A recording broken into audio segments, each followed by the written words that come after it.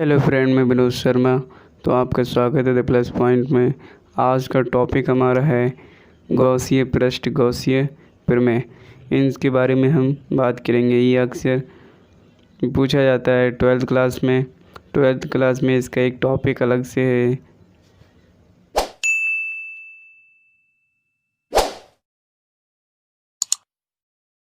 तो दोस्तों वीडियो शुरू करते हैं हम गॉसिय पृष्ठ किसे कहते हैं। तो गॉसिय पृष्ठ किसे कहते हैं, इसके बारे में हमने पहले से ही इसकी परिभाषा लिख रखी है। दोस्तों इसका है किसी आवेश के चारों ओर का वह क्षेत्र, किसी आवेश के चारों ओर का वह क्षेत्र या काल्पनिक पृष्ठ जिसके प्रत्येक बिंदु पर वैद्युत क्षेत्र की तीव्रता का मान समान होता है, गॉसिय पृष्ठ कहलाता है। यानी कि दोस्तों चित्र के माध्यम से देख लेते हैं।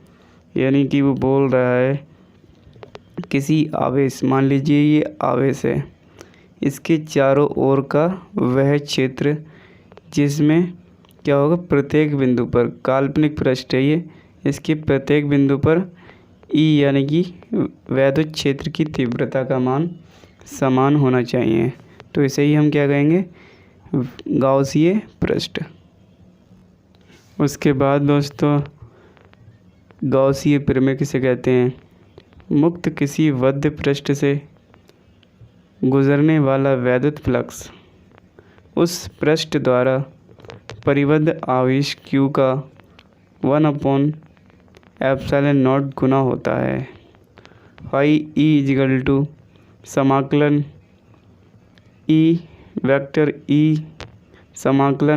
Vector dot vector ds is equal to, इसका जो सूत्र होता है वो होता है Q इंटू 1/ε0।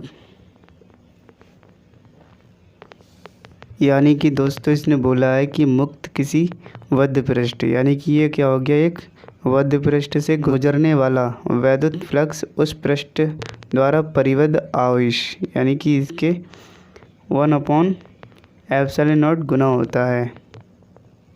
तो दोस्तों हम अब चित्र समझ लेते हैं। चित्र क्या कहता है कि हम इसको इस तरीके से लिख सकते हैं। चित्र को जो है पहले हम इसको बताएंगे कि हमने क्या क्या माना है। तो हम इस तरीके से इसको मान सकते हैं। माना किसी बद्ध पृष्ठ में बिंदु O पर Q आवेश या प्लस Q आवेश स्थित है। बिंदु O से R दूरी पर बिंदु P स्थित है। तो दोस्तों हमने P पर एक अल्पांश क्षेत्र ले लिया है जिसे हम ds बोल सकते हैं।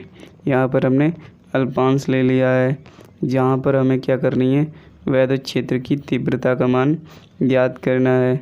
अभी इस जो गॉसिय प्रमेय है इसमें अभी बोला था इसने कि सभी बिंदुओं पर वैद्युत क्षेत्र की तीव्रता का मान समान होता है। तो हम लिख सकते हैं E इजिकल टू 1/4πε0 Q/r²। ये वैद्युत क्षेत्र की तीव्रता का सूत्र होता है। तो इसको हमने क्या किया, समीकरण 1 मान लिया।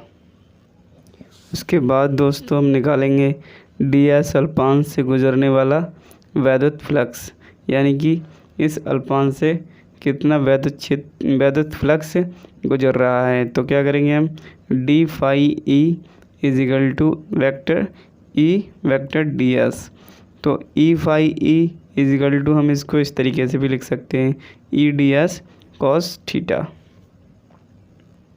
उसके बाद दोस्तों हम क्या करेंगे कि जो E का मान जो दे रखा है, यहाँ पर जो E का मान 1/4πε0 Q/r² जो दे रखा है उसको हम इसमें रख देंगे d phi E is equal to E ds cos theta में, यानी कि E के स्थान पर हम ये पूरा मान रख देंगे। तो हमें मिलेगा d phi E is equal to 1/4πε0 Q/r² d cos theta. तो समीकरण 1 से हमें प्राप्त हो गया ये। उसके बाद दोस्तों क्या करेंगे हम कि d phi E is equal to Q/4πε0 और ये डी एस, ये वाला D S cos theta upon ये जो आर स्क्वायर था वो इधर लिख दिया। अब क्या होता है, जो D W is equal to D S cos theta upon R square, इसका सूत्र होता है डी डब्ल्यू का। तो दोस्तों अभी जो गाउस प्रमेय में दे रखा था हमारे लिए कि डी डब्ल्यू, तो ये होता है हमारा घन कोण। तो घन कोण क्या होता है कि किसी गोले के गोलीय पृष्ठ का क्षेत्रफल और उसकी त्रिज्या के वर्ग के अनुपात को घन कोण कहते हैं। तो यहाँ पे हमने क्या किया कि W equal to delta S upon R square, तो D W is equal to D S cos theta upon R square, ये हमने निकाल लिया। तो ये क्या होता है, घन कोण। तो अभी जो हमने निकाला है ये वाला, यह क्या है, घन कोण। यहाँ पे लिख देते हैं घन कोण। उसके बाद दोस्तों क्या करेंगे, D phi is equal to Q upon 4 pi epsilon naught. अब इतने की जगह पे क्या रख दिया हमने, डी डब्ल्यू, ये वाला हमने रख दिया। तो संपूर्ण पृष्ठ से गुजरने वाला वैद्युत फ्लक्स, तो हम क्या करेंगे, फाई ई इजिकल टू समाकलन D phi A is equal to, और ये समाकलन सेम लिख दिया, और ये क्या है डी फाई ई, तो इसके स्थान पर हमने जो लिखा है डी फाई ई, इसका मान रख दिया हमने Q upon 4 pi epsilon not, और ये डी डब्ल्यू लिख दिया, ये वाला घन कोण, ये घन कोण हमने यहाँ पे लिख दिया। अब क्या होगा दोस्तों कि जो Q upon 4 pi epsilon not है वो तो कांस्टेंट है, तो ये बाहर निकल आएगा, और जो समाकलन है वो डी डब्ल्यू पर यानी कि घन कोण पर लगेगा।